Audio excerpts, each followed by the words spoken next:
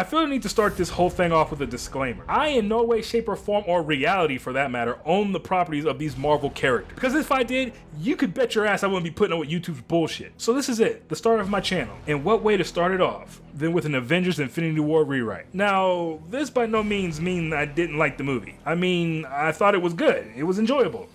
But it does have its faults. The standard goal of this rewrite is to kind of fix some of the issues I personally had with the movie. The overall structure and narrative of this in the upcoming in-game rewrite that I've done will remain intact for the most part.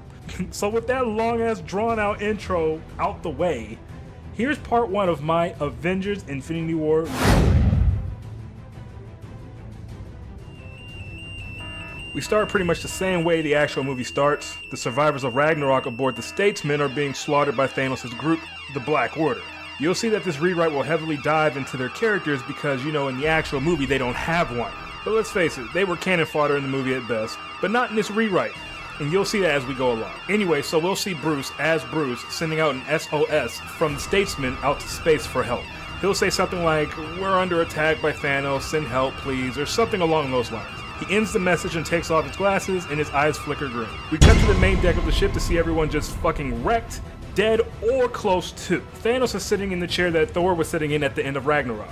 The Black Order is walking among the dead people to make sure that people are dead. Heimdall, Loki, and Thor are the only ones that are still alive. Ebony Maw is going to be a cocky intellectual in this rewrite. So he'll be mocking Heimdall about how pointless it is to defy Thanos and all that. Maw then sends for a creation of his called an Outrider. Just then, we see the grotesque creature crawl its way to Maw and Heimdall over the dead body. It places its hands on Heimdall's head. Maw says, "This specimen is quite the mind reader. I call it my Outrider." Side note, I don't know if you guys know this. I wouldn't blame you if you did, because in the MCU it just kind of got left out in the details. But the Outriders are absolutely fucking terrifying. They have the ability to reach into somebody's head and torment them mentally, and they can also read minds. Again, the MCU had them just as a standard war creature, but here in my rewrite, I'm going to utilize how they are in the actual comics. Still sitting on the throne, Thanos says, "Well," to which Ebony Maw replies, "According to this one," referring to Heimdall, "the ether is with the Collector on Nowhere." "Good," says Thanos. Because remember, at the end of Thor the Dark World, the Asgardians took it to the Collector because they didn't want to keep it so close to the Space Stone. Just to keep things simple, we're going to double down on the bit in the actual movie where stones can indicate the location of other stones. They use it with Vision whenever Thanos was nearby, so we're going to use that more so in this rewrite. Then the bit with Loki giving up the Tesseract and being strangled by Thanos is pretty much the same. However, instead of Thanos doing it, we're going to have Cole Obsidian do it. Oh, that's right, you probably don't know who Cole Obsidian is. Again, I don't blame you, because he was sort of wasted in the movie. He does defeat Iron Man though, so I guess that's something. Anyway, so Cole Obsidian snaps Loki's neck and takes the Tesseract to Thanos, who is still sitting on the throne. We are conveying the message here that Thanos is so much of a badass that he doesn't need to lift a finger to get shit done. It's kind of been his MO throughout these movies, so we're just going to keep it going. Hulk comes out like he does in the movie, but again, it's Cole Obsidian who fights him instead of Thanos. Thanos' attention's not even on Hulk. He's not even worried about him. He's looking out to the stars holding the cube. Hulk and Cole Obsidian lock up. Hulk growls furiously, but Cole is surprisingly calm. He even smirks a bit. "So this is the might of the champion of Sakaar? You're nothing." Hulk is taken aback by this remark, because here Cole Obsidian is going to have a thirst to be the best fighter in the name of Thanos. But at the same time, he has a complex where he feels that if he doesn't deliver on that ideal, he's not worthy of being Thanos' enforcer. So this moment against Hulk, who was hailed as the champion of champions on Sakaar and Thor Ragnarok, is kind of what he's been waiting for. He wants that praise from Thanos. The fight is ended quickly with Hulk being KO'd by Cole Obsidian, and Obsidian looks to Thanos for approval, but he's kind of met with a simple, quick nod. Heimdall shoots Hulk to Earth, and it's the same as in the movie. He crash lands through Doctor Strange's sanctum and transforms back to Banner, who warns them of Thanos' coming arrival. However, we're taken back to the Statesman. We see Thanos crush the cube for the Space Stone as he does in the movie.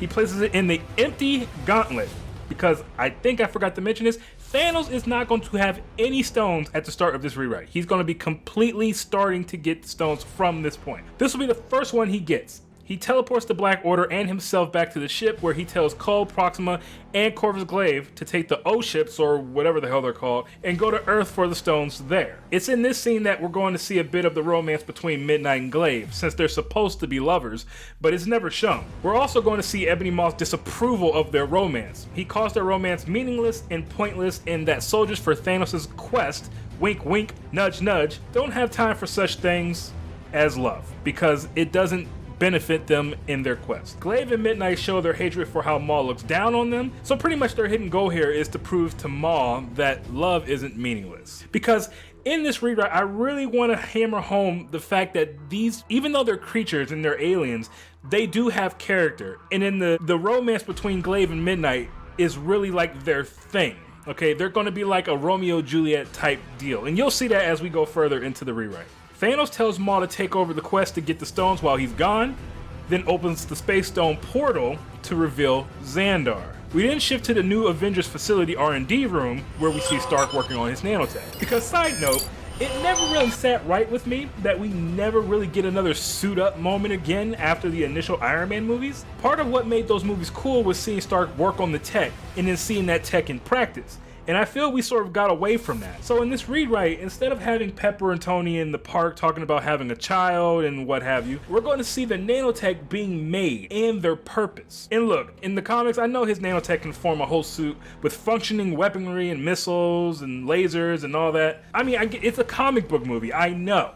But I think this was one of the things that made his character special before he had all that. So we're going to dial it back a bit with Stark, and we're going to give the nanites a different functionality. We'll see the return of Dummy and some other robots that Stark built in the first couple Iron Man movies to help him out with the nanobots. We're going to get a very quick remark with Stark getting the idea for his nanotech from his quote-unquote new business partner, and we'll come back to that later to see who that is. But I'm pretty sure you already know where I'm going with that. Suddenly, a portal will open, revealing Doctor Strange, Wong, and Banner. We get the same banter that was in the actual movie with them. Wong will exposit some plot details about the stones, and Thanos in the snap. He'll also mention why Thanos hasn't attacked until now, which will be because of the Old Guard, which were the people who could stand up to Thanos at the time, such as the Ancient One or Odin, and other people of their level. Doctor Strange will mention his watch list of potential threats that was never brought up in the actual movie, and how Thanos was placed on it after Strange spoke with Odin in Thor Ragnarok, since he alludes to having spoken with him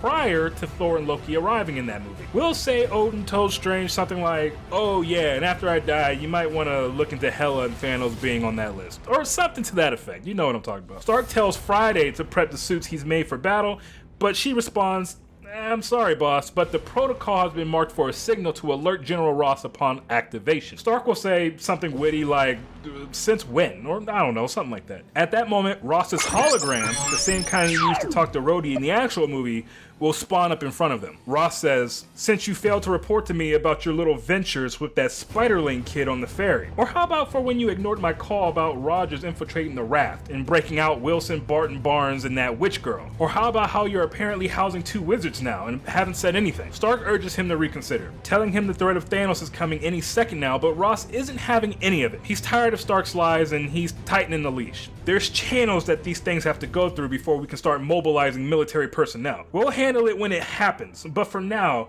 you're on house arrest until we get to the bottom of this. And don't you dare try to go behind my back on this, or I'll have you and that Spider-Boy and your 2 new wizard buddies detained. Stark clenches his fist. But to keep your mind at ease, Stark, I'm gonna send in Rhodey to the vicinity. If this threat pans out, we'll dispatch you and the rest of our forces. I can see that you're angry, but remember, Stark, you signed on the line. Don't make me regret not throwing you up under the raft and jettisoning the key to the fucking sun."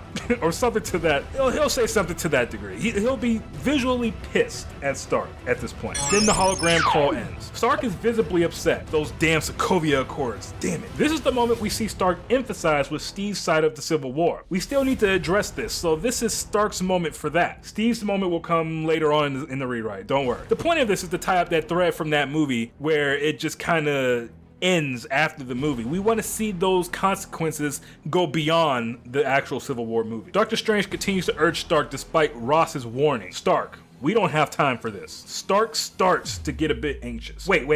So you're telling me You're both wizards, have a list of potential threats, and a magical rock that controls time itself, and neither one of you have the time nor are prepared for this moment? Sounds to me like you really suck at your jobs. Strange will respond, our biggest defense is still in place, Stark. We have a planetary defense barrier preventing any mystical threats on Thanos' level from attacking Earth. Because remember, in the Doctor Strange movie, they do have a planet-wide barrier that's never referenced again, but we're going to try and incorporate that into this rewrite.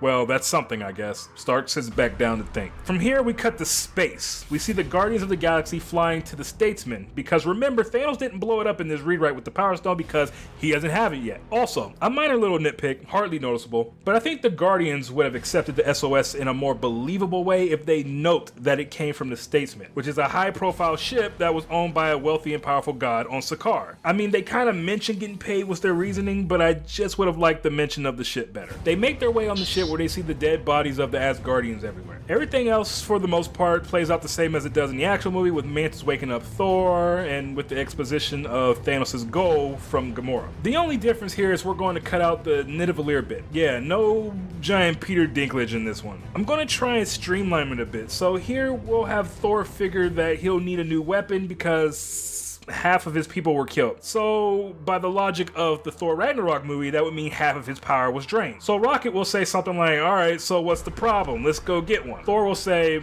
there's no point, little rabbit. Thanos has the gauntlet, which means he was on Nidavellir to get it from the dwarves. And then we'll have Gamora chime in and say something like, which means he's probably slaughtered them too by now. Quill could joke and say something like, hey, or maybe he only killed half of them. At that point, the Statesman ship suddenly picks up an SOS coming from Xandar. Gamora runs to the monitor. The footage is shaking and bad, but we see a destroyed Xandar and a soldier is talking to the camera. Help, this is Richard Rider of the Nova Corps. We're under attack, send help. Then the feed cuts suddenly. Now, I'm not too picky with who is sending the SOS from Xandar. I use Richard Rider as an Easter egg for Nova, but it could be Glenn Close or Wreck-It Ralph since they were already established in those Guardian movies. Thor says there's no time to forge a weapon, because it takes time. But if he could, he would forge Yarnbjorn, which in the comics was his weapon after Mjolnir. Here we'll overpower it so that it's this mystical axe that's like 100 times stronger than Mjolnir. Drax will ask, so what do we do? Thor says, there is something else. Something even stronger than Yarnbjorn. Rocket says, something stronger than what you just described? Hell, like what, a big gun? Or something like that. Thor says, no. The Odin Force, the power of my ancestors passed down from king to king. I never properly went through the trials to obtain it. My father said I was never of the right mind to wield such a power, and that I'd know when the time was right to venture for it. I believe that time is now. Quill says, okay, so, get it. I mean, what's the problem? Let's go. Thor says, if it were only that easy. To obtain it, I'll have to go into the deepest of sleeps. Journey to the realm of the Tree of Life, past the trials, then only then will I be able to kill Thanos. Because in the comics, the Odin Force is a super hacks power that Thor gets after Odin dies. And this power is like unbelievably strong. So we kind of want to hearken to that, even though the MCU never did. And in the comics, in order for Thor to get it, he had to go into like a deep sleep, which kind of goes back to the whole Odin sleep thing. So that's kind of a reference to this. Quill retorts, well, I mean, I can read you a bedtime story if that's what you're hinting at. I don't know what's the problem. Gamora steps in. She motions her hands to Mantis. This is Mantis. She has the power to put anyone to sleep. Thor responds, powerful enough for an Asgardian? Drax says, she once put a god planet to sleep. Mantis says, I can do it.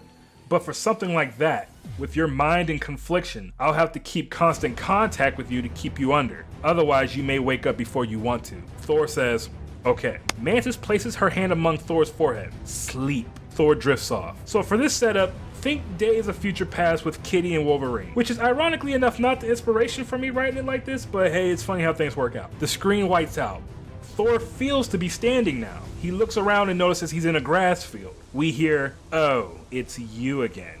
Or something like that. Thor whips around to reveal Hela. Back on the Statesman, Quill says, okay, they're doing that, what should we do? Gamora responds, we're going to nowhere. We have to get the Reality Stone before Thanos does. Quill says, but what about them? Pointing to Thor and Mantis. Rocket responds, me and Groot will watch over them. After some quick banter between Quill and Rocket, they depart the Statesman. Rocket and Groot look over to Mantis and Thor. At this point, Groot could be respectfully placing the dead bodies away from the area. Rocket will say, I hope this sleepover thing don't last too long. Unknown to the two, an outrider creeps along a nearby hallway, slowly making its way to them. Back at the new Avengers facility, Pepper walks into the room urgently. She makes a snide glance at Strange and Wong because of how they're dressed. Despite that, she walks over to the TV and turns it on. You see what's happening? The news reporter comments on an O ship, or whatever the hell they're called, descending to New York. It's happening. He's here, Wong states. Stark says, what about your magical planet barrier thingy that you were talking about? Wong and Strange look at each other in confusion. How is this possible, says Wong. As long as the three sanctums remain intact, the barrier should... Wong is cut off in realization. Both he and Strange look over to Banner. Banner looks at them both, confused. What's going on? Why are you looking at me? He says. Strange, they sent you crashing through one of the sanctums. Something tells me that wasn't an accident. Wong says, that weakened the barrier so they could invade. Stark starts to pace. Great, more good news. This little addition kind of cleans up the bit about a planet-wide barrier revealed in Doctor Strange's movie again. During the conversation at the beginning of this rewrite, we'll probably have something like Maul read Thor and Heimdall and Loki's minds and learned about the barrier, and then we could have it that maybe Maul psychically persuaded Heimdall to jettison the Hulk through one of the sanctums. Having this happen for Maul would demonstrate his tactical genius. And we can just say that Strange told Thor about it in Ragnarok. Just a little retcon. Stark. Strange opens a portal to the area. It's time. You have to make a choice. Stark says, go on ahead, I'll meet you there. We follow Strange, Wong, and Banner into the portal. They now stand in the street of New York among people panicking and running away from the O-ship, or whatever the hell it's called. We're taken back to the R&D lab. Stark runs over to the Iron Man dock station, but stops. He looks over to the table and opens the dresser. Pepper says, what are you doing? Stark says, Ross has me on lockdown, I can't risk the kid. We pan down to reveal the cell phone that Steve gave Stark at the end of Civil War.